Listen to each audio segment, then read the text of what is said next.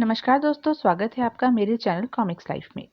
शुरू करते हैं सुरेंद्र मोहन पाठक जी द्वारा लिखा गया विमल सीरीज का एक और मजेदार उपन्यास आग का दरिया पार्ट 6। मोटरसाइकिल असाधारण रफ्तार से अंबेडकर रोड पर दौड़ी जा रही थी। उसके पीछे एक सफेद मारुति 800 में एलेक्स पिंटो मौजूद था।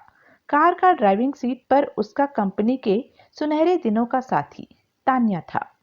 ये तो रफ्तार बढ़ाए जा रहा है, तान्या चिंतित भाव से बोला। ऐसे तो ये हमारे हाथ से निकल जाएगा। हरगिज नहीं, पिंटो व्याकुल भाव से बोला। तान्या, ये हाथ से निकल गया तो तू नेक्स्ट टाइम मेरे को ताबूत में देखेगा। जल्दी क्या है इसे? क्यों इतनी तेज दौड़ा रहा है मोटरसाइकिल? आजकल लोग बाग मोटरसाइकिल पर सवार हों तो उसे तेज ही दौड़ाते हैं। क्यों भला? थ्रिल के लिए, एडवेंचर के लिए। वो तो तब होता है जब पीछे छोकरी बैठेली हो, छिपकली का माफिक पीठ से चिपक कर।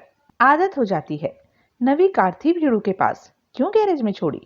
आजकल नवी कारों में भी डिफेक्ट आ जाते हैं, ठीक हो जाते हैं। मेजर डिफेक्ट आ जाते हैं, वो भी ठीक हो जाते हैं। पर ये अंधेरी की तरफ तो जा नहीं रहा जिधर की इसने गाड़ी छोड़ी थी। ये तो अंधेरी से एन उल्टी तरफ जा रहा है। इधर कहीं काम होगा। वो 24 आवर्स गैरेज था। देख लेना, आखिर में उधर ही पहुंचेगा। देखते हैं। तू ड्राइविंग की तरफ ध्यान दे, वो डॉज न दे जाए। खामखा, उसे क्या मालूम, हम उसके पीछे लगेले हैं। इतना ट्रैफिक है, क्या पता चलता है। रफ्तार बढ़ा पिंटो। मैं उसकी ज्यादा करीब पहुंचा तो नहीं भी लगनी होगी तो उसे हमारी खबर लग जाएगी। यार, तू जो मर्जी कर, पर वो गायब नहीं हो जाना चाहिए।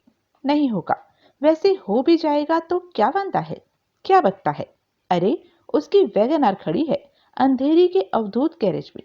घर भले ही ना पहुंचे, गाड़ी लेने अंधेरी तो पहुंचेगा या नहीं पहुंचेगा, वो बात की बात है। अभी तू पक्की कर कि मोटरसाइकिल निगाह से दूर न होने पाए। अच्छा। मोटरसाइकिल उस घड़ी फोर्ट के इलाके में दौड़ रही थी और कोलाबा की तरफ बढ़ रही थी। फिर रफ्तार बढ़ा रहा है। एकाएक तान्या बोला, एक्सीलेटर दे तू भी। उसे हमारी खबर लग गई जान पड़ती है। छोड़ना नहीं है उसका पीछा। क्या? तान्या ने जवाब न दिया। उसने पूरी तवज्जो ड्राइविंग में लगा दी। जठार हॉल के कोने में जहां जाकर ठिठका, वहां एक बड़ा रौबदार सख्त चेहरे वाला व्यक्ति धोती कुर्ता और गोल टोपी वाले एक बुजुर्ग से बातें कर रहा था। गुड इवनिंग मिस्टर जुआरी, जठार सख्त चेहरे वाले व्यक्ति से संबोधित हुआ। जठार साहब, जुआरी के नाम से संबोधित किया जाने वाला वो व्यक्ति बोला। कैसे हैं जनाब? बढ़िया। मैं आपको राजा साहब से मिलवाना चाहता था। जुआरी ने एक सतर्क निगाह विमल की तरफ डाली। उसकी भवें उठी। Raja Gajendra Singh from royal family of Patiala, now NRI from Nairobi. Oh oh, Oriental के डायरेक्टर। डायरेक्टर? हाल ही में चुने गए, दांडेकर की जगह। I see. Present director and future managing director. Great. And present owner of hotel Sea View. Great sir. There are so many of you and there are so few of us. Vimal शिष्ट भाव से हंसा। कैसी विडंबना थी। जिस शख्स से दूर रहने की इरफान उसे खास हिदायत देकर गया था, उसी से जठार उस घड़ी उसे मिलवाने को आमादा था। पता नहीं यूं ही या किसी खास वजह से। मुंबई के पुलिस कमिश्नर से विमल पहले से ही बाखूबी परिचित था। वो दिन उसे भूला नहीं था जब एंटी टेररिस्ट स्क्वाड का डिप्टी डायरेक्टर योगेश पांडे मलाड के एक फ्लैट में से उसे इश्तिहारी मुजरिम सरदार सुरेंद्र सिंह सोहल को गिरफ्तार करके पुलिस हेडक्वार्टर ले गया था और उसे उसी पुलिस कमिश्नर के सामने पेश किया गया था जो उस घड़ी उसके सामने खड़ा था। तब उसकी दुहाई थी कि वो कोई सोहल नहीं, पेस्टन जी नौशेरवान जी घड़ीवाला नाम का गृहस्थ था, जिसकी बीवी का नाम फिरोजा था, जिसके बेटे का नाम आदिल था और जिसकी बेटी का नाम यास्मीन था। तब उसकी खुशकिस्मती से और पांडे की बदकिस्मती से ये साबित नहीं हो पाया था कि वो सोहल था और कमिश्नर जुआरी ने खुद उसे बाइज्जत बरी किया था। वाहिगुरु सच्चे पातशाह, तू मेरा राखा सबनी थाई। मिस्टर कपाड़िया, वो गोल टोपी वाले से कह रहा था। You kindly get along, I will see you later. सहमति में सिर हिलाता गोल टोपी वाला तत्काल वहां से हट गया। और राजा साहब, जठार बोला, ये मुंबई के पुलिस कमिश्नर मिस्टर जुआरी हैं। बड़ी गर्मजोशी का इजहार करते हुए विमल ने कमिश्नर से हाथ मिलाया। हाथ मिलाने में कमिश्नर ने भी वैसी ही गर्मजोशी दिखाई। विमल को उसकी पकड़ में फौलाद जैसी मजबूती महसूस हुई। आप जरा बातें कीजिए, जठार बोला। मैं अभी आया। कमिश्नर ने जठार के वहां से चले जाने तक प्रतीक्षा की। फिर उसने विमल की बाह थामी और उसके साथ भीड़ से जरा परे सरक आया। I am very glad to meet you Raja Sahab, commissioner बोला। बड़ा अच्छा इत्तेफाक हुआ जो यहाँ आज आपसे मुलाकात हो गई। सच पूछिए तो मैं खुद आपसे मिलना चाहता था। अच्छा जी। पिछले दिनों कई संदर्भ में आपका नाम बार बार मेरे सामने आया। अच्छे ही संदर्भ में आया ना? किसी ने ये तो नहीं कह दिया कि हम नैरोबी से फरार हुए कोई मुजरिम है और आजकल इधर आपके शहर में पनाह पाए हैं? आप मजाक कर रहे हैं।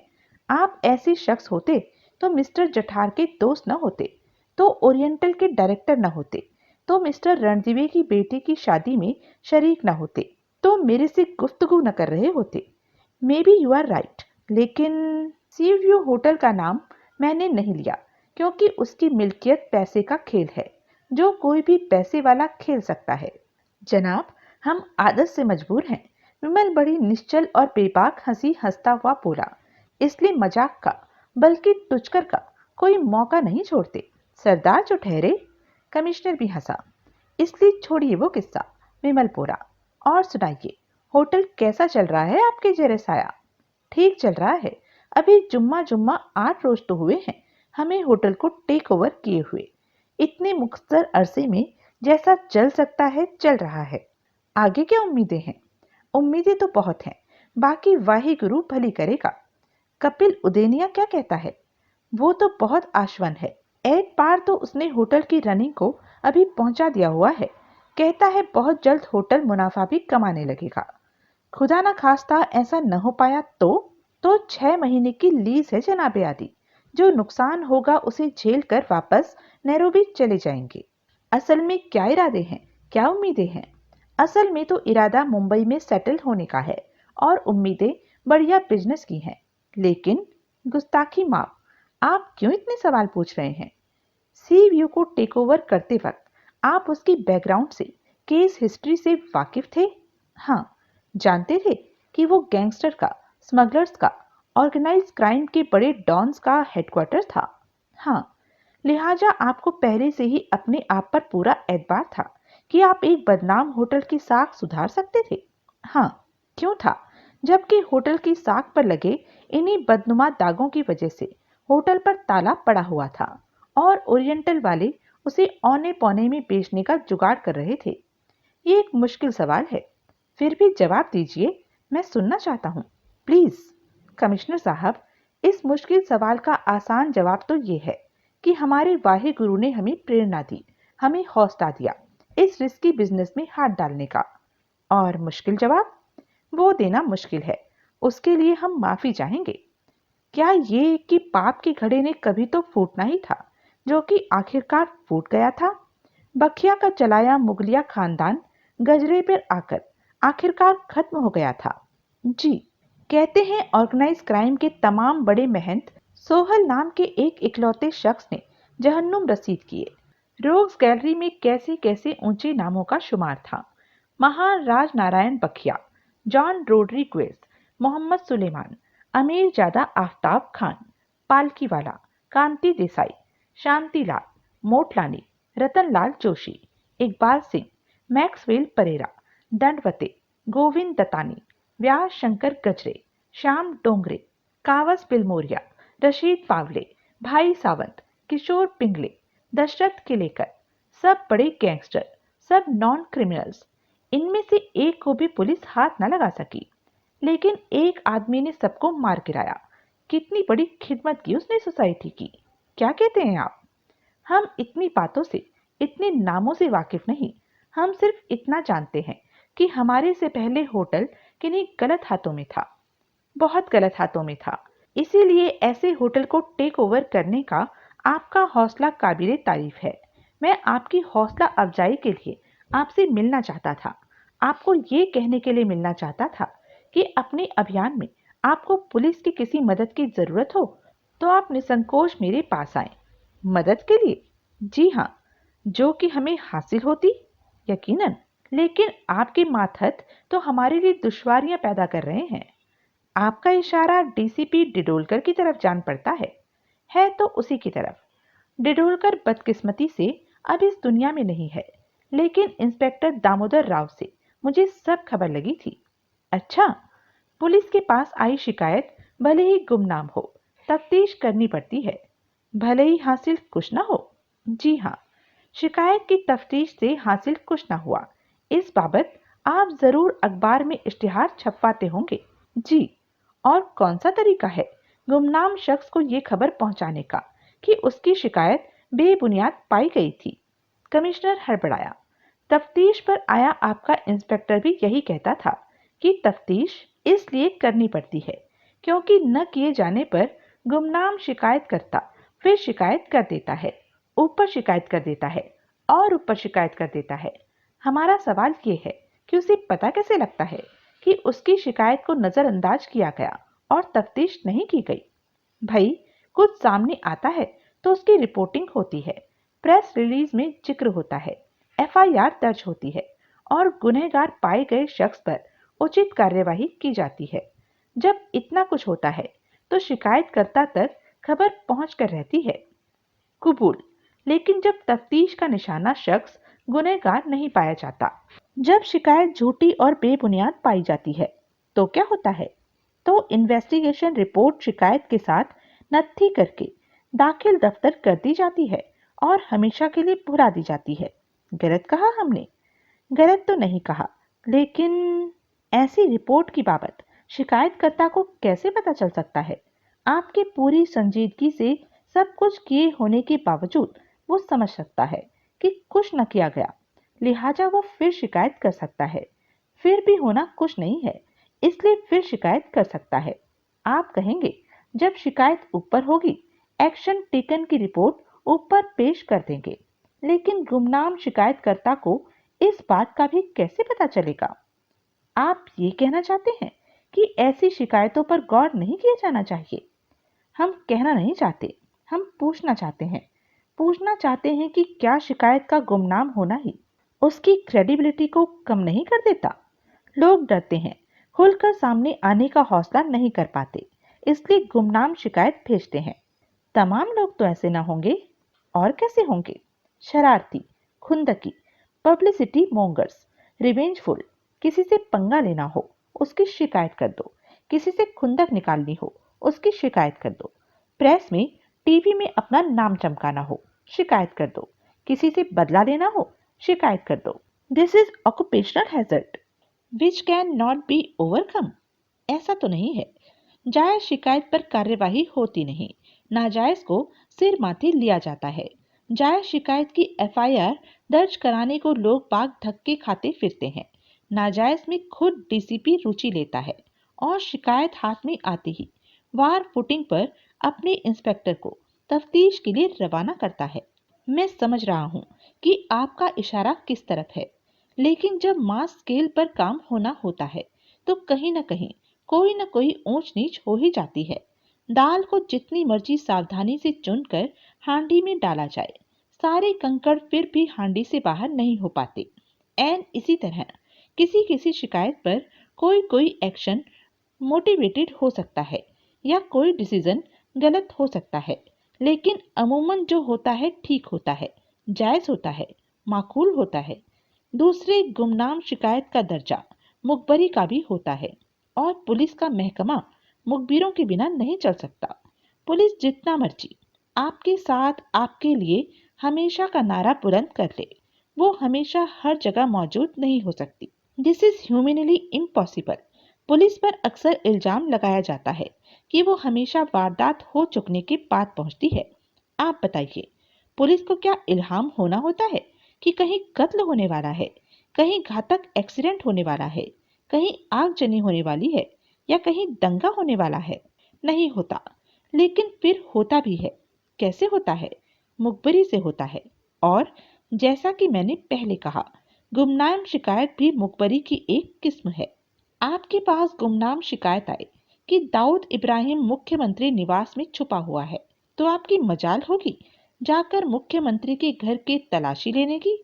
नहीं, उल्टे हम उस शिकायतकर्ता को तलाश करके गिरफ्तार करने की कोशिश करेंगे जिसने ऐसी शरारती अफवाह उड़ाने की कोशिश की। ये फैसला कौन करेगा कि कौन सी बात शरारती है, कौन सी संजीदा है? पुलिस के आला अफसर। और उनका फैसला हमेशा सही होता है? नहीं होता, हो ही नहीं सकता। तमाम सतर्कता और सूझबूझ बरतने के बावजूद कुछ फैसले गलत हो जाते हैं। हम इंसान हैं, कंप्यूटर तो नहीं है। गलती तो कंप्यूटर भी कर सकता है। You said it sir. Vimal खामोश रहा। मैं आपको एक मिसाल और देता हूँ। कितने बम होक्स हैं जिनसे पुलिस को दो चार होना पड़ता है। आए दिन कंट्रोल रूम में खबर आती है कि फला इमारत में, फला पार्किंग में, फला प्लेन में बम लगा हुआ है। पुलिस तफ्तीश के लिए पहुंचती है, कुछ भी नहीं मिलता। अब आप बताइए, क्या पुलिस ऐसी खबरों को नजरअंदाज करना अफोर्ड कर सकती है? नहीं। So there you are.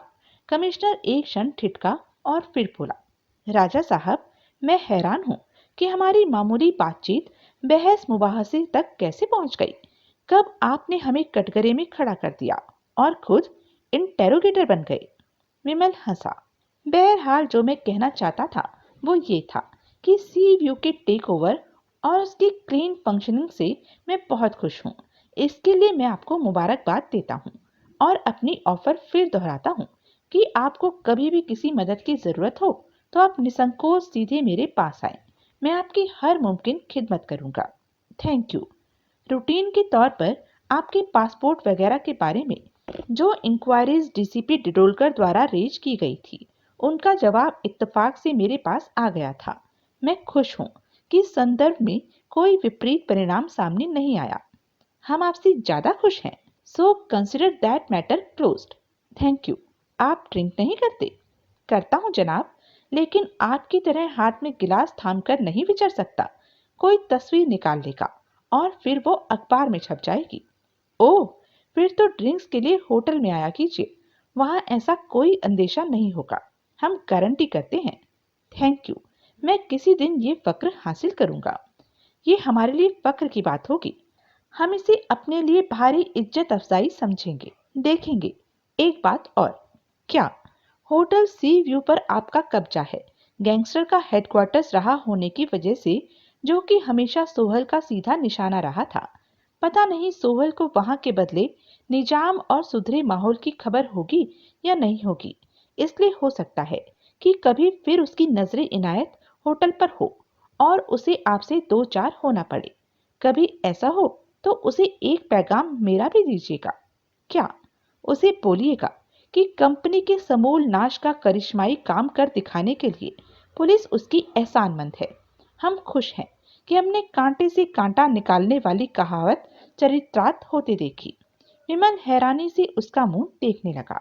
Motorcycle एकाएक कोलाबा का रास्ता छोड़कर बंदरगाह के इलाके में घुस गई। बड़े बड़े गोदामों के बीच से गुजरती सड़क पर होती वो फेरी स्टेशन पर पहुंची। आगे तो समुद्र है, तान्या बोला। रुकेगा या लौटेगा? पायर की तरफ जा रहा है। मोटरसाइकिल समेत किसी स्टीमर पर चढ़ने की फिराक में तो नहीं? ऐसा हुआ तो मैं तो गया काम से। मेरे को लगता है उसे हमारी पहले से खबर है। क्या? क्या बोला? हमें कैसे मालूम है कि वो वैगन आर उसकी अपनी है जिसे उसने गैरेज में छोड़ा और वो उसे लेने अंधेरी जाएगा? और किसकी होगी? पिंटो घबरा कर बोला। काले चोर की। उसके पास उधार, टेम्पररी यूज का वास्ते। मालिक गाड़ी अंधेरी के उस गैराज में छोड़ने को बोला। वो छोड़ा। वो उधर नहीं लौटेगा। काहे को लौटेगा? बाप, तू खुद सोच। जिसके पास कार हो वो इतना लंबा लंबा फासला मोटरसाइकिल चलाएगा? बात तो ठीक है। अभी वो मोटरसाइकिल समेत स्टीमर पर सवार होएगा। स्टीमर पायर छोड़ के चल देगा तो हम क्या करेंगे? मैं उस स्टीमर में सवार होऊंगा। कोई न होने दिया तो कम से कम ये तो पता लगेगा कि वो कौन से स्टीमर में सवार हुआ था। फिर उसकी बाबत आगे बॉस लोगों को खबर करेंगे। पिंटो, ये खबर हमें तभी करनी चाहिए थी जब वो हमें पहली बार दिखाई दिया था। कोई फायदा ना होता। खबर करने का तभी फायदा है जब ये कहीं टिकता दिखाई दे। इतनी देर टिकता दिखाई दे कि कोई सी व्यू से आकर इसे थाम सके। पर ये तो भटक रहा है और हमें भटका रहा है। पायर पर पहुंच गया, आगे डेड एंड है। कोई स्टीमर तो आगे पायर से लगा दिखाई नहीं दे रहा होगा, शायद अंधेरे की वजह से। तभी एक अप्रत्याशित घटना घटी। पूरी रफ्तार से पायर पर भागती मोटरसाइकिल उसके सिरे पर पहुंची।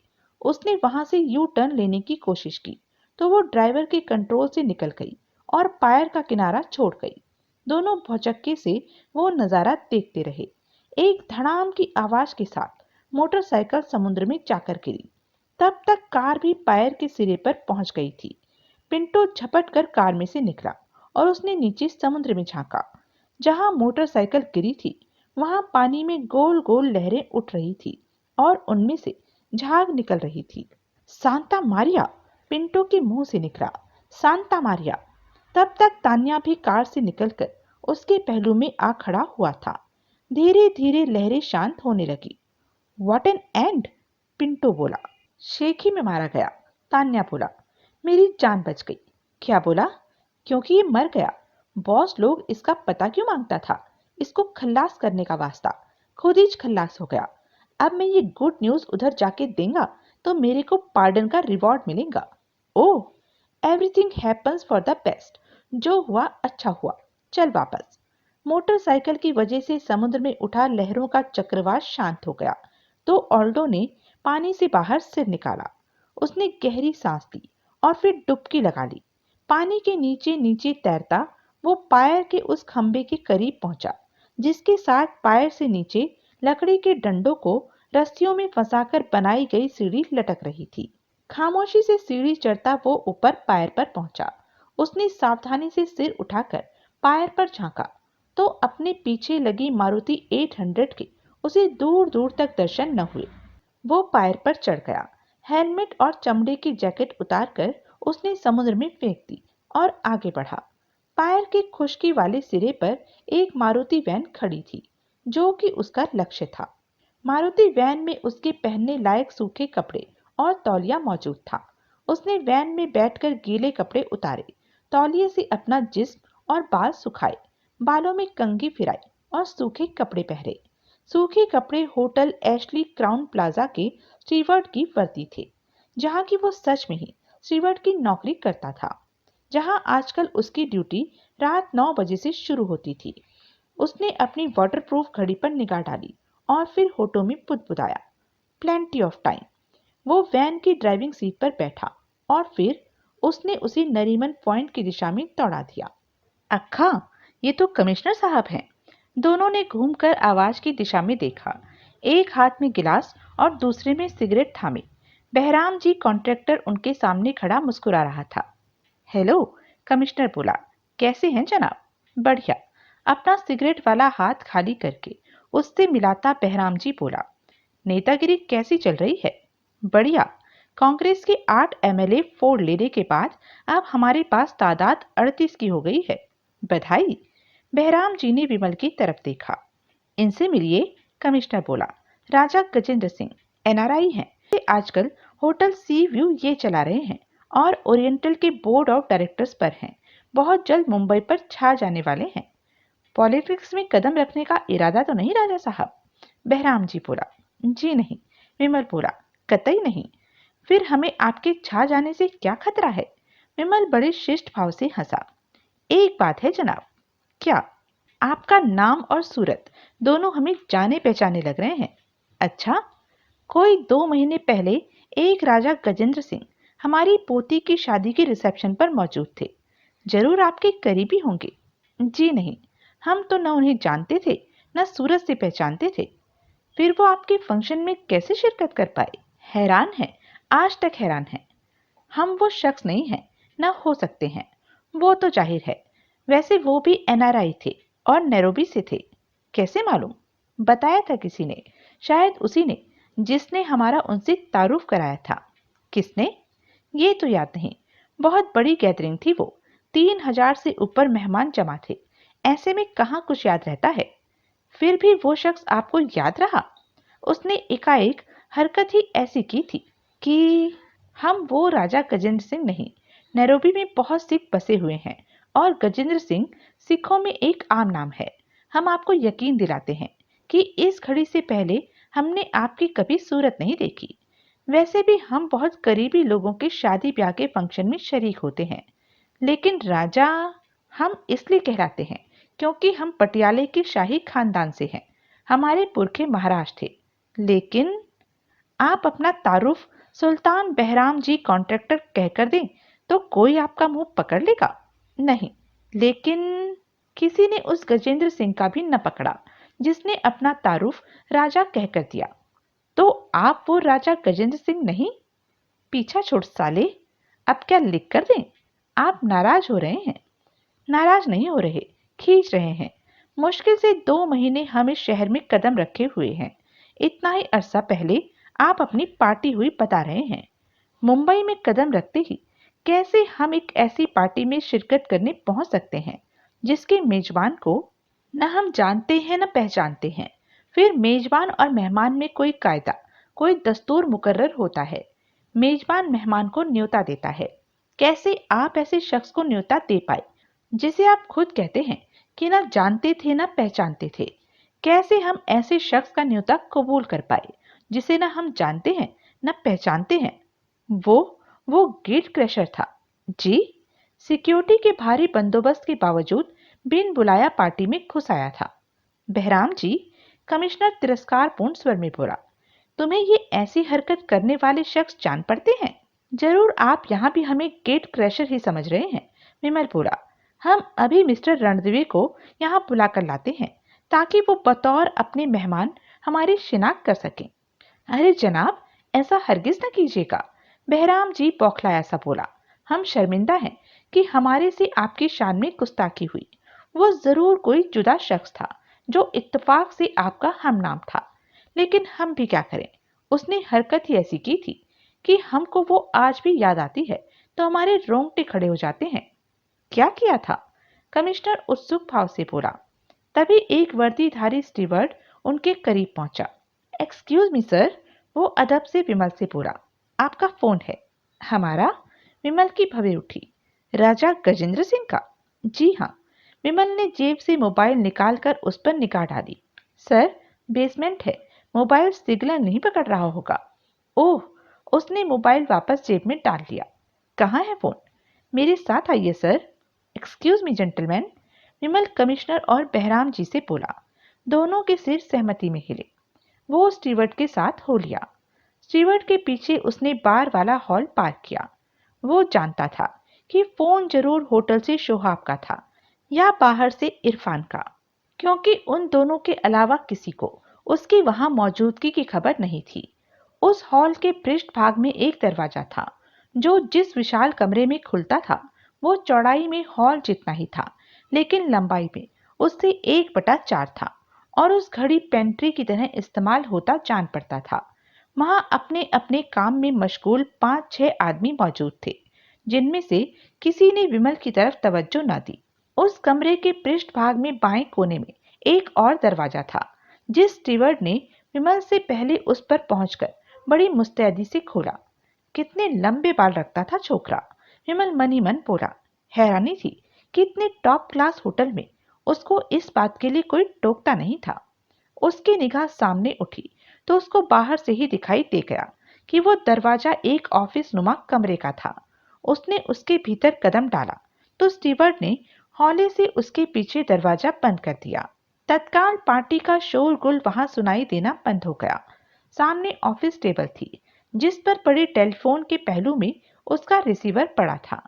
टेबल पर पहुंचकर उसने रिसीवर उठाया और उसे कान से लगाता बोला, हेलो। जवाब में उसे डायल टोन सुनाई दी। हेलो इधर है डियर ब्रदर। विमल सकपकाया। उसने हौले से रिसीवर क्रेडल पर रखा और वापस घूमा। बंद दरवाजे के पहलू में एक कुर्सी पर बारबोसा बैठा मुस्कुरा रहा था। उसके हाथ में एक ऑटोमेटिक पिस्तौल थी जिसकी नाल का रुख विमल की तरफ था। ओह, विमल सहज भाव से बोला, बारबोसा? बारबोसा के चेहरे पर हैरानी के भाव आए। पहचानता है बाप? वो बोला, या अंदाजा लगाया? पहचानता हूं। कैसे? हम पेशा लोगों को पहचान कर रखना पड़ता है। हम पेशा? जैसे चोर का गिरहकट। बाप, जो जुबान बोल रहा है उससे कबूल करता लग रहा है। कि सोहल है। विमल मुस्कुराया। बिना विमल पर से निगाह हटाए बारबोसा अपने स्थान से उठा। उसने दरवाजा भीतर से बंद किया। फिर 4 कदमों में उसने अपने और विमल के बीच का आधा रास्ता पार किया और फिर बोला, पीछे कुर्सी है, बैठ। विमल बैठ गया, दोनों हाथ मेज पर। विमल ने आदेश का पालन किया। सुपारी ली? वो बोला। ये भी कोई पूछने की बात है? बारबोसा बोला। कितनी कीमत लगी मेरी? मैंने 20 लगाई थी। भाई के नाम पर 12 में सेटल किया। फिर पता चला कि राजा साहब तो सोहल है, तो फिर 20 की डिमांड बना ली। भाई ने लगाई सुपारी? हाँ, nothing personal brother, only business. इधर गोली चलाएगा तो निकल पाना मुहाल होगा। क्यों? गोली की आवाज बाहर जरूर सुनाई देगी। मेरा ऐसा ख्याल नहीं है। मेरा ऐसा ही ख्याल है, बल्कि यकीन है मुझे। ऐसा? हाँ, मेरे से ज्यादा तजुर्बेकार है बाप, इसलिए ठीक ही बोलता होगा। मैं अभी इंतजाम करता है। क्या? ये। उसने अपने कोट की जेब में से साइलेंसर निकाला और उसे पिस्तौल की नार पर चढ़ाने लगा। पूरी तरह से तैयार होके आया जान पड़ता है। ऐसी ही है बाप, आखिर 20 लाख का मामला है। अब तेरे को 1 मिनट खामोश बैठने का है। उसने जेब से एक तस्वीर बरामद की। कई क्षण वो तस्वीर पर अंकित सूरत से विमल की सूरत का मिलान करता रहा। कमाल है, उसके मुंह से निकला। ये तो तेरी शक्ल नहीं जान पड़ती। क्या है? विमल बोला। कैमरे का फोटो है जो मैंने टेली लेंस से निकाला, राजा साहब का। पर अब तो ये फोटो राजा साहब का नहीं जान पड़ता। उसने तस्वीर विमल के सामने मेज पर रखी। ये कौन है? मेरे को नहीं मालूम। पोशाक सेम टू सेम है, ज्वेलरी सेम टू सेम है, दाढ़ी मूछ भी सेम टू सेम है, पर फर्क है, फर्क है। विमल चुप रहा। बारबोसा ने जेब से एक दोहरा किया हुआ कागज निकालकर सीधा किया। उसने उसे तस्वीर के बगल में मेज पर रखा। ये इसी सिख भीड़ू की कंप्यूटर से बनाई क्लीन शेव्ड फोटो है। वो बोला। इसको पहचानता है बाप? विमल ने एक सरसरी निगाह शोहाब की शक्ल पर डाली और फिर इनकार में सिर हिलाया। श्योर? बारबोसा बोला। श्योर। That's too bad. बाप, मैं तेरा बिना दाढ़ी मूछ का चौकटा देखना मांगता है। क्यों? दाढ़ी मूछ पर गोली नहीं चलती? कहना मान बाप, मेरे को बहुत सस्पेंस, जो कि मैं दूर होना मांगता है। तू हुज्जत करेगा तो मेरे को तेरा दाढ़ी मूछ तेरी लाश पर से नोचकर उतारना पड़ेगा। इसलिए कहना मान बाप। बारबोसा, कुत्ता कुत्ते को नहीं काटता, वो सक पकाया। और चोरों में भी ईमानदारी का रिश्ता स्थापित होता है। Honesty amongst thieves. Correct. By lord, ये डायलॉग मेरे को कोई और भी बोला। और कौन? याद करता है तो दाढ़ी उतार, प्लीज बोलता है बाप। उतार, वरना मेरे को लाश की नाकदरी का नापाक काम करना पड़ेगा। Please, please do it. Vimal ने सहमति में सिर हिलाया। धीरे धीरे उसने अपना मेकअप उतारा। उसका असली चेहरा प्लास्टिक सर्जरी के बाद का सामने आया। तू? बारबोसा भौचक्का सा बोला। तू है राजा गजेंद्र सिंह? पहचान लिया? डायलॉग से घंटी तो बजी थी भेजे में, पर अब तो सब कुछ ही क्लियर हो गया। 14 फरवरी सोमवार, दपोली, होटल मालाबार, बापट और शिंदे का खास दोस्त। एग्जैक्टली, जो मेरे होटल के कमरे में मेरे को बताने आया कि बापट की स्कीम बैकफायर कर गई थी, इसलिए मेरा उधर कोई काम नहीं था। मेरा काम, जो कि डिस्टिलरी के अकाउंटेंट मोघे को खल्लास करना था, मेरे को लौट जाने का 10,000 रुपीज देने को आया। मैं गोद में रिवॉल्वर रख के बैठेला था, परंतु बिजली का माफिक अपना गन जेब से निकाला। मैं हाथ बिना हिला पाया कि तेरा गन का नाल मेरा माथे पर। साला क्या बिजली का माफिक रिएक्ट किया? गन साला दिखाई तब दिया जब नाल माथे से आ जुड़ा। बाप, तू सोहल है? विमल हंसा। तू सोहल है या नहीं, मैं तेरे को नहीं मार सकता। अच्छा, उधर दपोली में मैं तेरा एडमायर बना। तेरे को बोला किसी को सुपारी लगाना हो तो बारबोसा को बोलना। अपन तेरा काम बिना पेटी उठाए फ्री में करेंगे। जिसको इतना बड़ा बोल बोला, उसी को मैं कैसे मार सकता है? कैसे मार सकता है? नहीं मार सकता। ये मेरे लिए अच्छी खबर है। लेकिन फिर तेरा क्या होगा बारबोसा? मैं सोहल का नाम सुना, बहुत कारनामे सुना, पर उसकी सूरत से वाकिफ नहीं। तू कबूल करे तो सोहल है, तो मैं बोलता है मेरा क्या होगा। ठीक है, किया कबूल। तो मेरा कुछ नहीं होगा, तो मेरे को थोड़ा टाइम मुंबई से गायब होना होगा। बाप, मेरे को मालूम कि भाई क्यों तेरे को लुढ़काना मांगता है। क्यों? क्योंकि तू उसको लुढ़काना मांगता है और मेरे को इधर से। उसने अपने दिल को छुआ। आवाज लॉर्ड अलमाइटी का कि तू ही कामयाब होगा। Now I am sure his days are numbered. Vimal खामोश रहा। बारबोसा ने नाल पर से साइलेंसर उतारा और पिस्तौल और नाल को कोट की दो मुख्तलिफ जेबों में डाल दिया। विमल की जान में जान आई। जो मैं अभीज किया, वो धीरे से बोला, वो मैं कभी सपने में न सोचा कि मैं करने का था। सुपारी लेकर मुकरना सुपारी किलर का काम नहीं। मेरा ये मूव मेरा धंधा खलास करेगा, मेरे को खलास करेगा। पण परवाह न को। तू जो ऑनेस्टी अमंग थीव्स बोला, वो मैं फॉलो किया। तू उधर दपोली में मेरे को नहीं मारा, मैं इधर तेरे को नहीं मार सकता। जो भीड़ू उधर मेरे माथे से गन सटाकर भी मेरी जान बख्शी किया, मैं उसकी जान नहीं ले सकता। मैं अभी जाता है, सेंट फ्रांसिस का विश होएगा तो कभी फिर मुलाकात होगी। तेरे को 5 मिनट इधर ही रुकने का है। 10 मिनट रुकना पड़ेगा मेकअप वापस चेहरे पर पहुंचाने के लिए। एक आखिरी बात और, मेरा इधर पहुंचने से पहले कुछ भीड़ू मेरे पीछे लगेला था। उनसे पीछा छुड़ाने का वास्ते मैं ड्रामा स्टेज किया। ड्रामा? हाँ, अब तेरे को रिपोर्ट मिलेगा कि बारबोसा समुद्र में डूबकर मर गया। पर बारबोसा तो तेरे सामने खड़ेला है। अब तू क्या करेगा? फिर उनको मेरे पीछू लगाएगा? अब क्या जरूरत है? यही बोला मैं, कोई जरूरत नहीं। No, yes. और बारबोसा समुद्र में डूबकर खल्लास? यस। इसी बात पर जोर रखना है।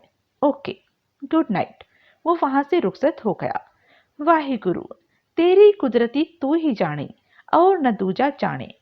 शुक्रवार 26 मई, दिल्ली मुंबई विंस्टन पॉइंट। झामनानी का खुफिया ठिकाना सोनीपत के करीब का एक फार्म था, जो कि उन दिनों इसलिए उजाड़ पड़ा था क्योंकि उसका मालिक एक लंबे अरसे के लिए सपरिवार जर्मनी गया हुआ था और फार्म को उसकी गैर हाजिरी में ध्यान रखने के लिए उसे झामनानी के हवाले कर गया था।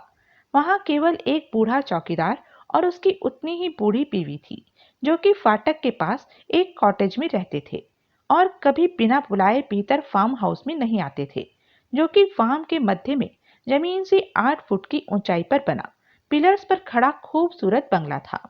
फार्म की देखभाल सारा स्टाफ निकाल दिया गया होने की वजह से एक लंबे अरसे से बंद थी, जिसकी वजह से वो उजड़ा चमन ही जान पड़ता था। झामनानी की जाती जरूरियात पूरी करने के लिए उसका वफादार ड्राइवर भागचंद उन दिनों वहां उसके साथ ही रह रहा था। झामनानी की मर्जी होती थी तो वो वहीं उसे खाना पका देता था या वो कार लेकर वहां से कोई 9 किलोमीटर दूर सोनीपत जाता था और वहां के किसी फैंसी रेस्टोरेंट से खाना पैक करा के लाता था। मंगलवार से, जब से कि उसे बजाज से मुंबई में पवित्र सिंह के कत्ल की खबर लगी थी, उसने सुबह सवेरे भागचंद को भेजकर अखबार मंगाना शुरू कर दिया था।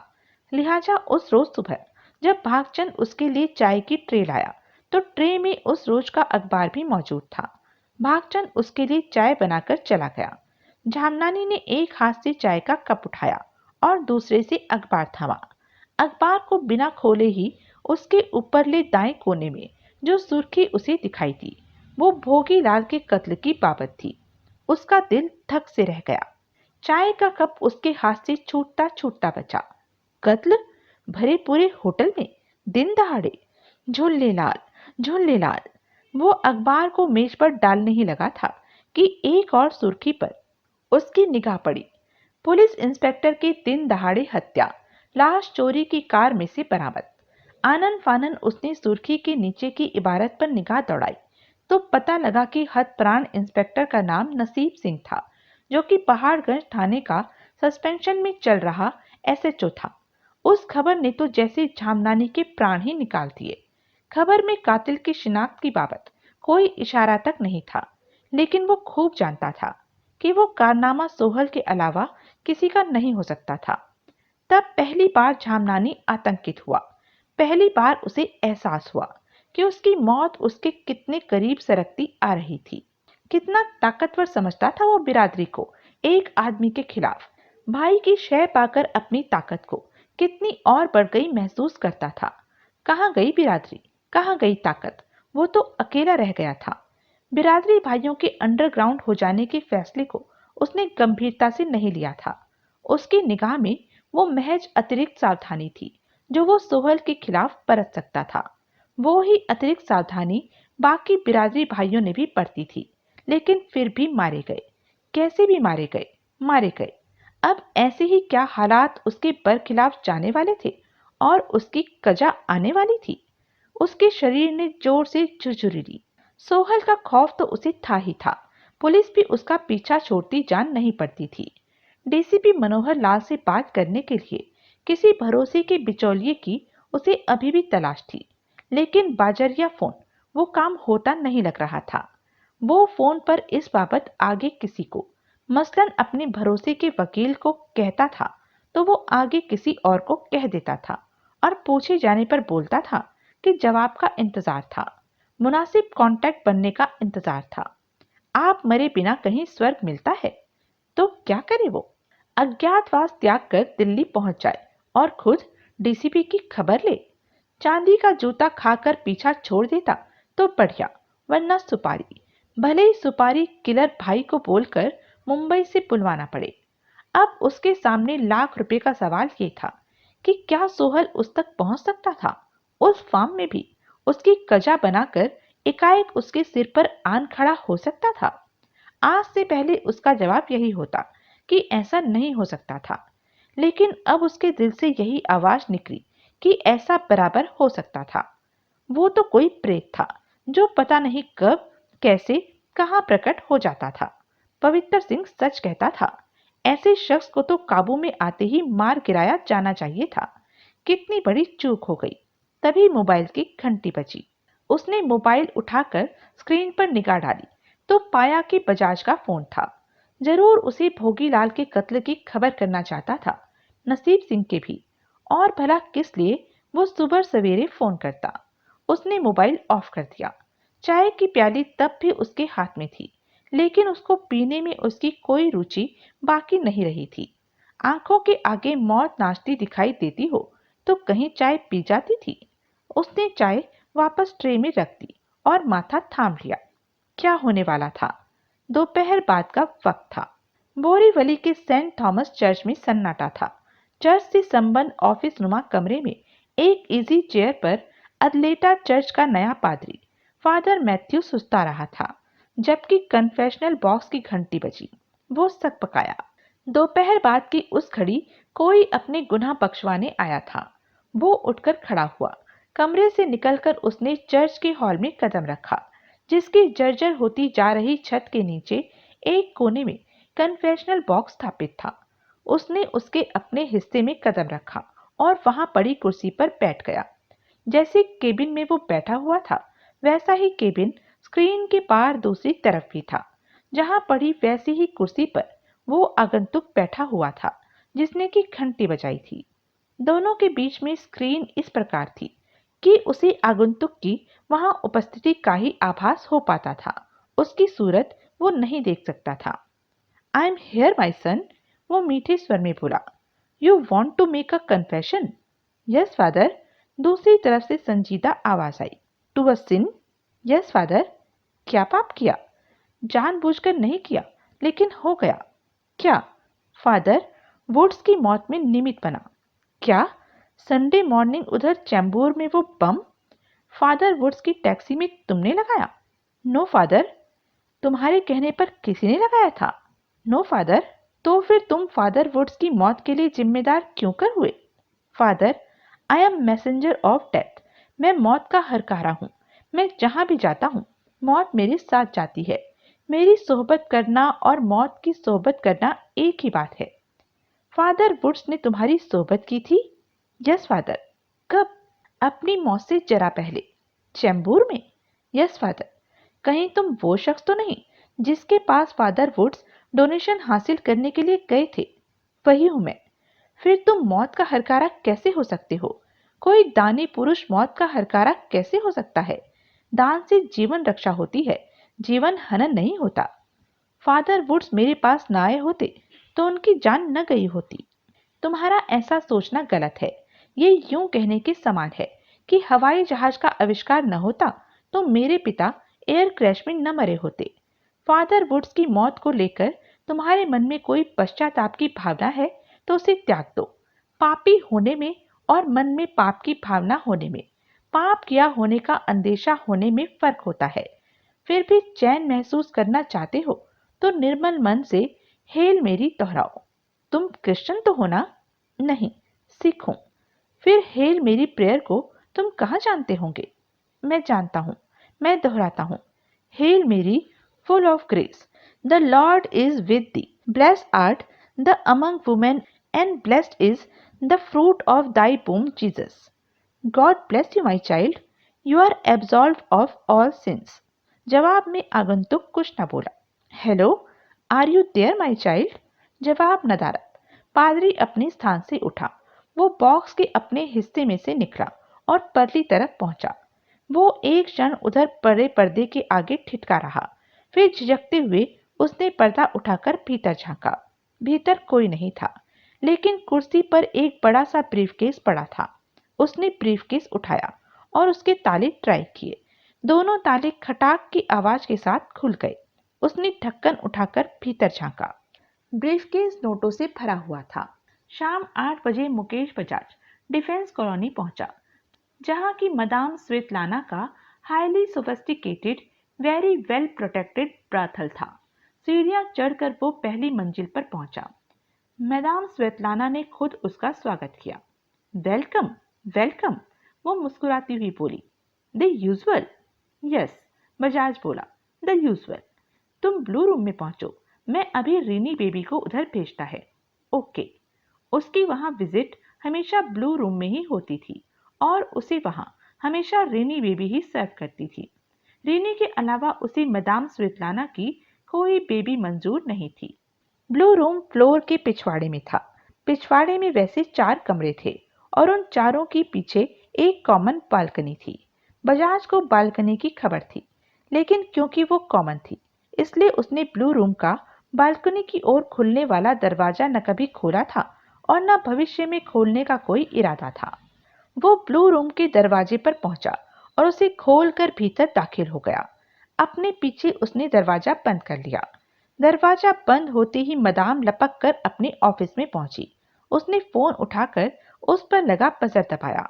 एक क्षण प्रतीक्षा की और फिर माउथपीस में बोली, ही इज अराइव्ड। तत्काल उसने फोन वापस रख दिया और वहां से बाहर निकल आई। फोन के दूसरे सिरे पर मौजूद अली ने भी रिसीवर वापस रखा और वली से बोला, आ गया हमारा जमूरा आखिरकार। बढ़िया, वली बोला, जान छूटी। मैं तो रोजाना के इंतजार से अजीज आ गया था। चल। दोनों नीचे पहली मंजिल को जाती सीढ़ियों की ओर बढ़े। बजाज ने जिस विशाल बेडरूम में कदम रखा था उसको कोई भी देखता तो यही कहता था कि ब्लू रूम ही उसके लिए मुनासिब नाम था। उसके फर्श पर बिछा कालीन नीला था, दीवारें नीली थी, छत नीली थी, पर्दे नीले थे, डबल बेड की चादरें और तकियों के गिलाफ नीले थे, सोफा नीला था, गोल मेज नीली थी, यहाँ तक कि मेज पर रखी क्रॉकरी की आइटमें भी नीले कांच की थी। कमरे में खूब रोशनी थी, लेकिन रोशनी का कोई साधन नुमाया नहीं था। वहां की विजिट का रेट 3000 रुपये प्रति घंटा था, जो कि बजाज बाखूबी भर सकता था। झानमानी के सद के रुपए पैसे का उसे कभी तोड़ा नहीं रहा था। बजाज सोफे पर बैठ गया और प्रतीक्षा करने लगा। दरवाजा खुला और रेनी ने भीतर कदम रखा। वो लगभग 22 साल की, गोरी, निहायत खूबसूरत नैन नक्श वाली, 5.5 फुट कद वाली फैशन मॉडल जैसी बनी हुई लड़की थी और सैडोमैसोकिज्म उसकी स्पेशलिटी थी। उस घड़ी वो एक झीना पारदर्शक गाउन पहने थी, जिसके नीचे से उसकी काली अंगिया और पैंटी दिखाई दे रही थी। वो 6 इंच ऊंची स्टिलेटो हील्स वाली सैंडल पहने थी, जिसकी वजह से उसके नितंब ज्यादा उभरे हुए और छाती ज्यादा तनी हुई लग रही थी। बजाज उसे देखकर मुस्कुराया। रेनी ने मुस्कुराहट का जवाब मुस्कुराहट से न दिया। उसने अपने पीछे दरवाजा बंद किया, अपना गाउन उतारकर एक तरफ डाला और बजाज के सामने आ खड़ी हुई। उसने अपनी टांगे फैला ली, कूल्हों पर हाथ टिका लिए और अपलक बजाज की ओर देखा। हेलो, बजाज बोला। हेलो यू रॉटन स्टूडेंट, रेनी तिरस्कारपूर्ण स्वर में बोली। क्या हुआ? अपनी मिस्ट्रेस का इस्तकबाल ऐसे करते हैं, उसके सामने बैठे रहकर? ओह! बजाज तत्काल उछलकर खड़ा हुआ। सॉरी मिस्ट्रेस, सजा मिलेगी। मेरी खुशकिस्मती। अब बोलो मैं कौन? मलिका। तुम कौन? गुलाम।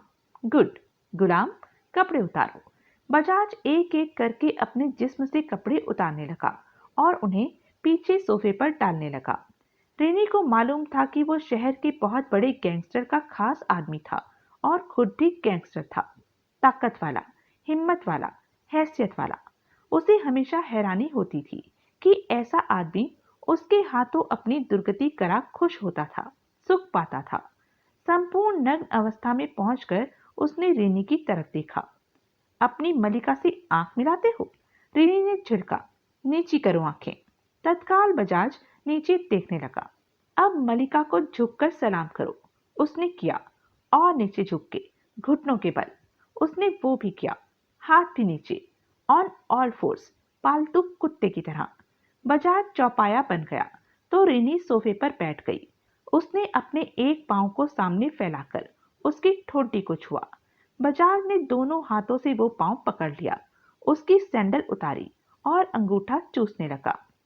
एनफ। थोड़ी देर बाद रेनी बोली। उसने दूसरे पांव की ठोकर से उसे धक्का दे दिया। उसने दूसरी सैंडल खुद उतारी और उठकर खड़ी हो गई। बजाज भी उठा। गुलाम, मलिका ने तुम्हें उठने की इजाजत कब दी? सॉरी, गुलाम को माफ कर दिया जाए। माफी नहीं मिलेगी, सजा मिलेगी। मुझे सजा मंजूर है। पलंग पर चलो, वॉक करके नहीं, ऑन ऑल फोर्स। चौपाई की तरह चलता बजाज पलंग पर पहुंच गया और उस पर चित लेट गया। रेनी ने साइड टेबल पर से एक लचकीली पेंच उठाई और उसके करीब पहुंची। उसने पेंच की नोक से बजाज की खुली टांगों के बीच टहुका और बोली, अटेंशन। बजाज का अंग अंग फड़कने लगा। उसकी आंखें प्रत्याशा में चमकने लगी। रेनी ने साइड टेबल पर पड़ा चमड़े का मास्क बेंत के सिरे से अटकाया और उसे बजाज की आंखों के आगे लहराया। वो मास्क ऐसा था जो सिर से ठोडी तक आता था। बजाज ने वो मास्क पहन लिया और उसका फीता कानों के पीछे कस लिया। मलिका, वो हाँफता सा बोला, अब जल्दी सजा दो। शटा। पलंग के चारों कोनों में हथकड़ियों जैसे शिकंजे पेवस्त थे। रेनी ने बारी बारी उन चारों में उसके हाथ पांव पिरो दिए तो वो विशाल पलंग पर बना विशाल क्रॉस लगने लगा। उसने बालकनी के दरवाजे के करीब की खिड़की के पर्दे की तरफ देखा जो अपनी जगह से थोड़ा सरका हुआ था और उसमें से कैमरे का वो लेंस झांक रहा था जो 300 गज दूर तक वीडियो सिग्नल भेज सकता था। जबकि अली वली तो रिकॉर्डिंग इक्विपमेंट के साथ बालकनी में ही मौजूद थे। जल्दी करो, बजाज बोला। रेनी उसके ऊपर ठेर हो गई। 5 मिनट वो सिलसिला चला। फिर रेनी ने उसे बंधन मुक्त कर दिया। तत्काल बजाज चाबी लगे खिलौने की तरह उछला और उलटकर रेनी पर सवार हो गया। रेनी ने जोर से उसके नितंबों पर बेंत के लगातार 3-4 प्रहार किए। बजाज के मुंह से खुशी की किलकारी निकली। शाबाश, वो बोला जोर से। रेनी ने उसकी पीठ पर बेंत जमाई। जितनी जोर से बेंत उसके जिस्म से टकराती थी उतनी ही जोर से पछाड़ खाकर वो रेनी के ऊपर गिरता था। और और और सजा दो मुझे। रेनी का बेंत वाला हाथ फिर चला। एकाएक बजाज ने चेहरे से मांस उतार फेंका और अपना मुंह उसकी छातियों में धंसा दिया। गुलाम, रेनी चिल्लाई। अभिसार के दौरान मलिका की सूरत देखना जुर्म है, उसकी भी सजा दो। आधा घंटा और वो सिलसिला चला। आखिरकार जब वो रिनी पर से उठा तो बेंत की मार खा खाकर उसकी सारी पीठ और नितंब यूं लाल सुर्ख हो चुके थे कि बस खून चूहचूहा आने की कसर बाकी रह गई थी। वो हाँफता हुआ पलंग पर टांगे नीचे लटकाकर बैठ गया और फिर पहली बार अपनी स्वाभाविक आवाज में बोला, मजा आ गया। Thank you honey, thank you very much. You are welcome darling. जवाब में रिनी भी मलिका का रोल त्याग कर नॉर्मल आवाज में बोली, thank you both of you. एक दूसरे को टहोकते बाहर बालकनी में अली वली बोले। विमल, शोहाब, इरफान और परचूरे विंस्टन पॉइंट के पिछवाड़े के सपाट दीवार की तरफ आसमान की तरफ मुंह उठाए खड़े पहलू की जड़ में मौजूद थे। चारों ने टाइट काली पोशाकें और रबर सोल के जूते पहने हुए थे। उनके सिर के ऐन ऊपर बंगले की बंद खिड़की थी, जिसका फासला विमल के अंदाजे से 150-100 फुट से किसी कदर कम नहीं था। अब उन्हें खिड़की से नीचे रस्सी लटकाए जाने का इंतजार था। आसमान में काले बादल छाए हुए थे, जिनकी वजह से वातावरण में घुप अंधेरा था, जो कि उनके लिए अच्छी बात थी। एकाएक बिजली चमकी। बारिश होगी, इरफान धीरे से बोला। मौसम तो नहीं है, विमल बोला। प्री मानसून मौसम है, शोहाब बोला। असल में मौसम शुरू होने से पहले 2-3 भारी प्री मानसून बौछारें इन्हीं दिनों हमेशा पड़ती हैं। आई सी। बादल तो ठीक हैं, लेकिन बारिश तो नहीं हो तो अच्छा है। क्यों? दीवार गीली, रस्सी गीली, फिसलने का अंदेशा होगा। देखा जाएगा। खिड़की खुलेगी? इरफान बोला। क्यों नहीं खुलेगी? जब परदेसी ने बोला है तो। ऐन वक्त पर 100 अड़ंगे खड़े हो जाते हैं। जो होना होगा सामने आ जाएगा। शोहाब ने अपनी रेडियम डायल वाली कलाई घड़ी पर निगाह डाली। अभी टाइम है, वो बोला। 11 नहीं बजे, अभी 2 मिनट बाकी हैं। सुना? विमल बोला। इरफान खामोश रहा। सस्पेंस सब पर हावी था, लेकिन सबसे ज्यादा सस्पेंस का अनुभव उसे ही हो रहा था।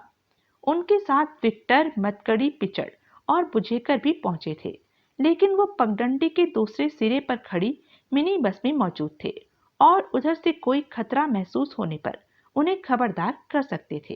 परदेसी उन्हें पहले ही खबर कर चुका था कि वो बंद खिड़की एक बाथरूम की थी, जो भाई के बेडरूम के पहलू में था। बंगला बहुत पुराने जमाने का बना हुआ था, इसलिए बेडरूम और बाथरूम को आपस में जोड़ने वाला कोई दरवाजा उनके बीच में नहीं था।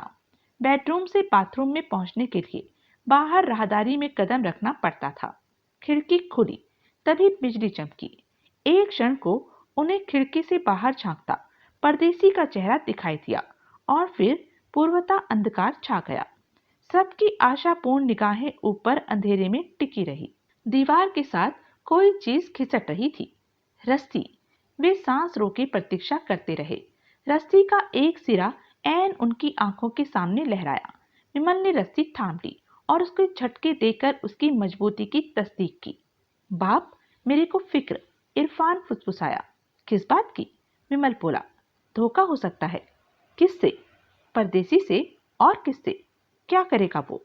तू आधे रास्ते में होगा, 3/4 रास्ते में होगा। वो रस्सी खोल देगा, फिर सोच क्या होगा। वो ऐसा क्यों करेगा? क्योंकि वो भाई के कैंप का आदमी है। गलत। अब वो हमारे कैंप का आदमी है। दुश्मन की मिजाज का क्या पता चलता है बाप? क्या पता वो भी कोई चाल। इरफान, ये कोई टाइम है ऐसी बातें कहने का? पण होते काम में न वहम डालना चाहिए, न विघ्न डालना चाहिए। बाप, जो मेरे में था मैं बोल दिया। अच्छा किया। अब चुप कर।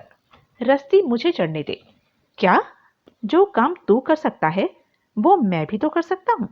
जरूर कर सकता है, मेरे से बेहतर कर सकता है, लेकिन ये काम मैंने करना है। मेरे करने में क्या वांदा है? वांदा तेरे को मालूम है, अब तो और भी वांदा है। क्या बोला? तूने मुझे वहम में डाल दिया है कि परदेसी धोखा दे सकता है। अब जरूरी है कि उसके धोखे की वजह से जो होना है मेरे साथ हो। क्यों तेरे साथ हो? मैं किस लिए है? शोहाब, इसे चुप करा। कह तो ये ठीक रहा है, लेकिन। इरफान, चुप कर।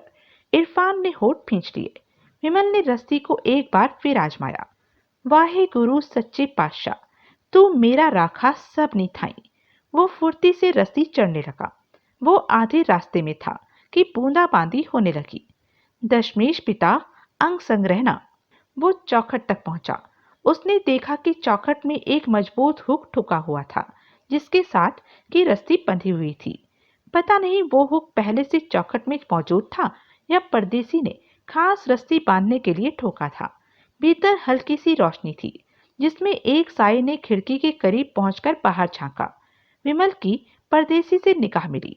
उसने रस्सी पर से एक हाथ हटाया और उसे चौखट की तरफ बढ़ाया। तभी एकाएक परदेसी पीछे हटा और उसने खिड़की बंद कर दी। दाता, क्या इरफान की ही बात सच होने वाली थी? क्या परदेसी अपने कुनबे की परवाह छोड़कर दगा करने जा रहा था? क्या करे वो? जैसे फुर्ती से ऊपर चढ़ा था, वैसे ही फुर्ती से नीचे उतर चले। कुछ तो करना जरूरी था। अपनी मौजूदा हालत को ज्यादा देर तो बरकरार वो रख नहीं सकता था। ऊपर से बूंदाबांदी अब बारिश में तब्दील होती जा रही थी। इधर क्या कर रहा है परदेसी? उसे एक मध्यम सी आवाज सुनाई थी। कुछ नहीं। परदेसी की वैसी ही मध्यम आवाज आई। धार मारने आया था। कश लगाने रुक गया। ले सिगरेट पी। ला। खामोशी छा गई। रस्सी पर लटके विमल की हालत खस्ता होने लगी। क्या करे वो? नीचे उतर चले? नहीं, बारिश में दोबारा इतना फासला चढ़ना मुहाल था। दाता। खिड़की थोड़ी सी खुली। फिर एक दरवाजा बंद होने की आवाज आई। विमल ने हाथ बढ़ाकर खिड़की के एक पल्ले को धक्का दिया तो वो निशब्द खुल गया। उसने सावधानी से भीतर झांका। वो एक आम कमरे के साइज का बाथरूम था जो कि उस घड़ी खाली था। उसमें एक और शावर बाथ था जिसके आगे प्लास्टिक का मोटा पर्दा लटका हुआ था। दूसरी ओर कमोड और वॉश बेसिन था। वॉश बेसिन के करीब एक कैबिनेट थी जिसका दरवाजा बंद था। वो खिड़की की चौखट पर चढ़ गया और निशब्द भीतर कूद गया। अपने पीछे उसने खिड़की को बंद कर दिया। पानी की बौछार का भीतर बाथरूम में पड़ना मुनासिब नहीं था। वो बौछार ही खिड़की खोली गई होने की चुगली कर सकती थी। वो दरवाजे पर पहुंचा। उसने उसके हैंडल को खींचा तो पाया कि वो बाहर से बंद था। दरवाजे पर ठिठका खड़ा वो प्रतीक्षा करने लगा। कोई 15 मिनट बाद बाहर करीब आते कदमों की आहट हुई। वो तत्काल दरवाजे पर से हटा और शावर के पर्दे के पीछे जा छुपा। रिवॉल्वर निकालकर उसने अपने हाथ में ले ली और सांस रोके प्रतीक्षा करने लगा। दरवाजा खुला। किसी ने भीतर कदम रखा। विमल ने पर्दे में एक झिर्री बनाकर सावधानी से बाहर झांका। बाहर परदेसी खड़ा था और उधर ही पड़ रहा था। दोनों की निगाहें मिली। परदेसी पर्दे के करीब आकर ठिठका। पंगा पड़ गया है, वो दबे स्वर में बोला। क्या? विमल ने सशंक भाव से पूछा। आज वो ड्राइंग रूम से हिलता नहीं जान पड़ रहा। बरसात ने मूड रंगीन कर दिया है उसका। उधर ही बोतल खोल के बैठ गया। अब वीडियो देख रहा है और घूंट लगा रहा है।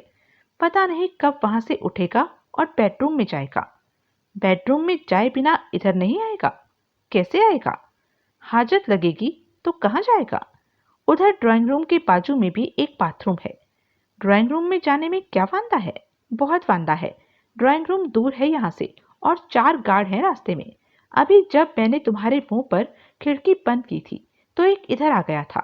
शुक्र है खुदा का कि उसके भीतर कदम रखने से पहले मैं खिड़की बंद कर चुका था। फिर कैसे बीतेगी? यही सोच रहा हूँ। मैंने इधर ज्यादा देर लगाई तो मेरे साथी सोच बैठेंगे कि मैं पकड़ा गया। फिर मुझे छुड़ाने के लिए जरूर वो कोई खुदकुशी जैसा कदम उठा बैठेंगे। ऐसा तो नहीं होना चाहिए। हरगिज़ नहीं होना चाहिए। कोई जुगत करनी होगी। क्या? ऐसा कुछ करना होगा कि वो बेडरूम में आए। क्या? मोबाइल है? हाँ। इंटरनेशनल सिम कार्ड वाला? हाँ। बेडरूम में फोन है। नंबर याद कर लो। विमल ने किया। मेरे जाने के 2 मिनट बाद उस पर घंटी बजाना। तो क्या होगा? वो उठकर फोन सुनने आएगा। ना आया तो मुझे भेजेगा। तुझे क्यों? क्योंकि उस वक्त उसके करीब मैं ही होऊंगा। जिसे सामने पाएगा उसी को तो हुक्म देगा कि जाके फोन सुन के आए। ठीक। तो ड्राइंग रूम को बेडरूम से बहुत दूर बता रहा है। वहां तक बजते फोन की घंटी की आवाज पहुंच जाएगी। उम्मीद है कि रात की खामोशी में पहुंच जाएगी। बिजली कड़क रही है। बादल गरज रहे हैं। घंटी लगातार बज रही होगी। बिजली लगातार नहीं कड़कती। बादल लगातार नहीं गरजते। ठीक। फिर भी ड्राइंग रूम तक आवाज नहीं पहुंचेगी तो कॉरिडोर में गार्ड है। कोई तो सुनेगा। वो आके बोल देगा कि बेडरूम में फोन की घंटी बज रही थी। खुद नहीं उठा लेगा। उसकी मजाल नहीं हो सकती भाई के बेडरूम में दाखिल होने की। ओह, बहरहाल में कह रहा था कि फोन सुनने के लिए खुद उठकर आने का उसका मूड न हुआ तो मुझे भेजेगा तो मैं जाके बोल दूंगा कि सिंगापुर से फोन था। किसका? रिकियो फिगुएरा का। तू तो बहुत कुछ जानता है। वो दौड़ा आएगा। फिर वो आकर फोन उठाएगा।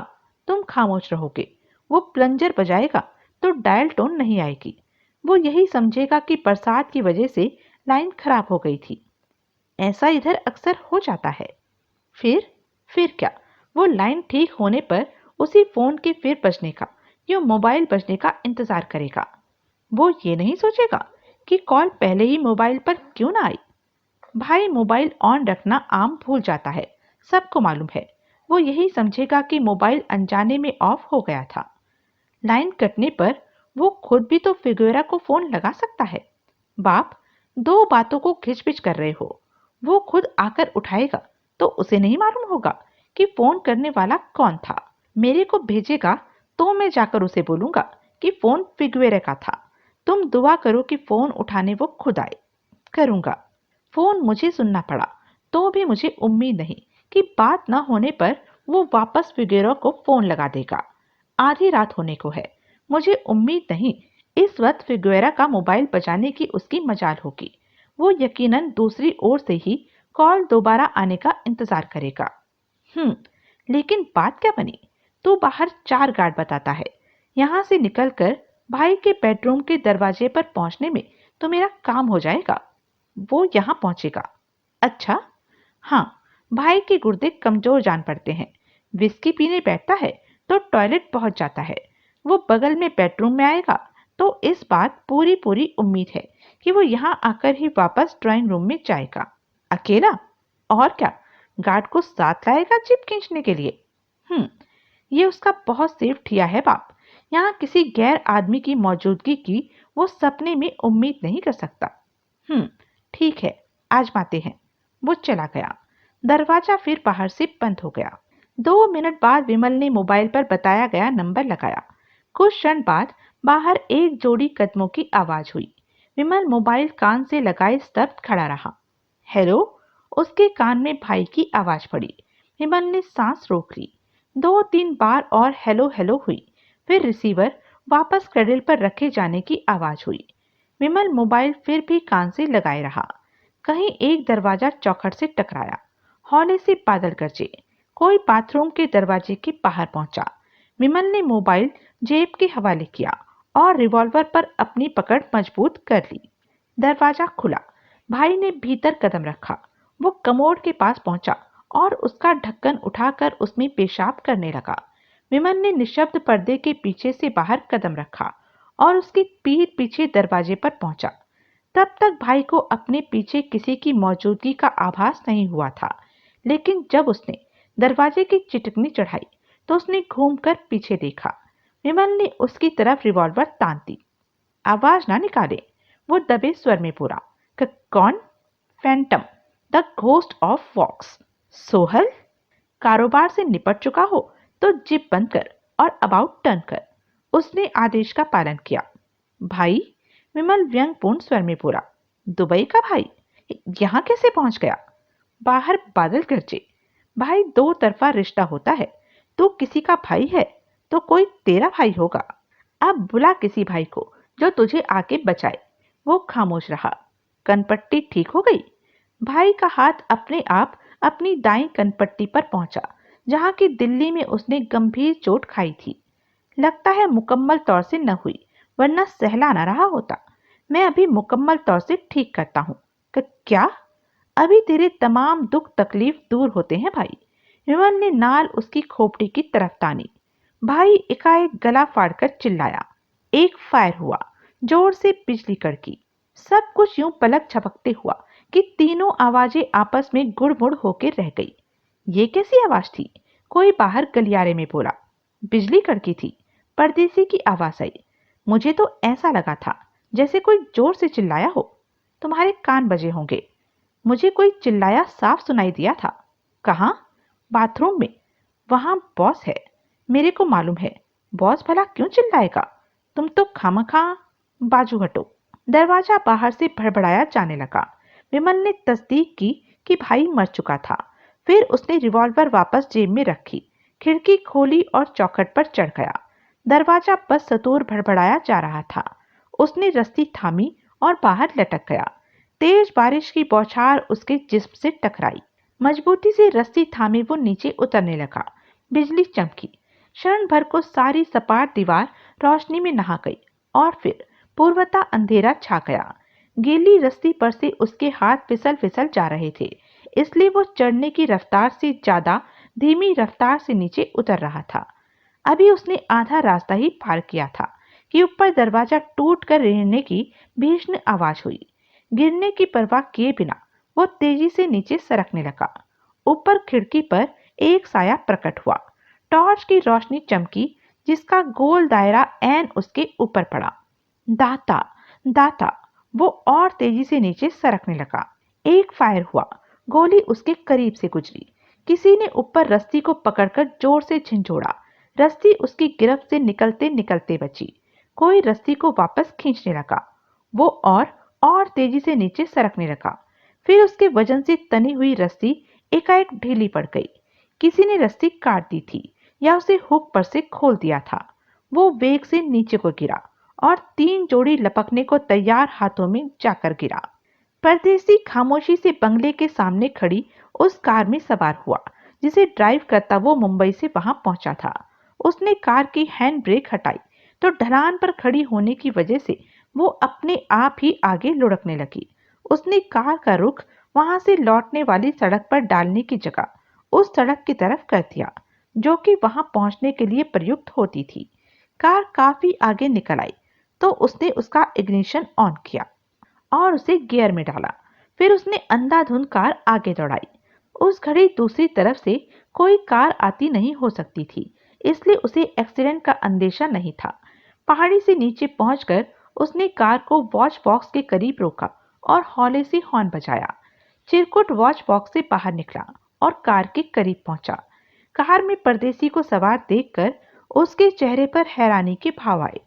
परदेसी ने उसकी पीठ पीछे वॉच बॉक्स के भीतर निगाह डाली। भीतर खिड़की के सामने की कुर्सी पर उसे गार्ड दिखाई दिया, लेकिन वो मेज पर सिर डाले सोया पड़ा था। क्या बात है? चिरकुट बोला। इतनी रात गए कहाँ? भाई का कत्ल हो गया है। परदेसी उसकी बात काटकर दबे स्वर में बोला। क्या?